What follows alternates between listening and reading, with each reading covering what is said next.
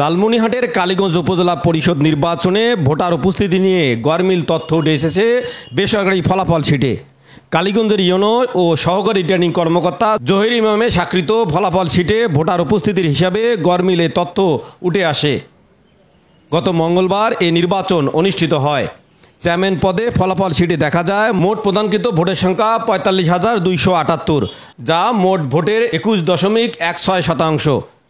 প্রথমে vice chairman পদে আবির হোসেন চৌধুরীকে বিজয়ী করে এক ফলাফল শিটে দেখানো হয় মোট ভোটের সংখ্যা ৪৪,৬৬৬, যা মোট ভোটের ২১%। পরে দেবদাস কুমার রায়কে বিজয়ী করে অপর এক ফলাফল শিটে দেখানো হয় মোট প্রদানকৃত ভোটের সংখ্যা ৪৫,২০৮, যা মোট ভোটের ২১.13%। নারী ভাইস চেয়ারম্যান পদে শিউলি রানীকে বিজয়ী করে ফলাফল শিটে দেখানো হয় মোট প্রদানকৃত ভোটের সংখ্যা ৪৫,১৭৩, যা মোট ভোটের ২১.11%।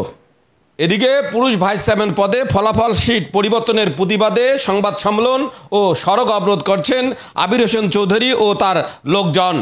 কালীগঞ্জ উপজেলা নির্বাহী কর্মকর্তা জহির ইমাম ও জেলা নির্বাচন কর্মকর্তা লুৎফুর কবির সরকার ভোটের এই গরমিল হিসাবকে স্বাভাবিক দাবি করেন।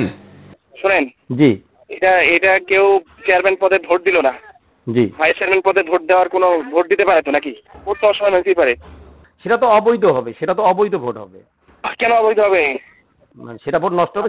আপনি একটা নির্বাচন অফিসারের সাথে জি এই বিষয়ে ক্লিয়ার কথা বলেন। আমার মাননীয় প্রধানমন্ত্রীর দপ্তর থেকে একটা টিম আসছে, ওনার সাথে আছেন।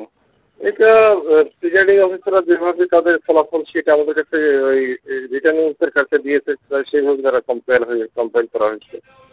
এর বাইরে তো কিছু করার নেই। ভোটার উপস্থিতি কম বেশি হতে সুযোগ নেই। না, কম বেশি হতে পারে। যে অনেক সময় দেখা যায় যে কেউ যদি ব্যালট পেপার ধরেন একটা নিয়ে চলে গেছে, তখন সেই ব্যালট পেপারটা কোথায় যাবে? সেটা তো অবৈধ ভোট হবে। না, এটা অবৈধ ঠিক না। এটা হচ্ছে যে ব্যালট পেপারের হিসেব বিবরণী থেকে উল্লেখ থাকে আর কি।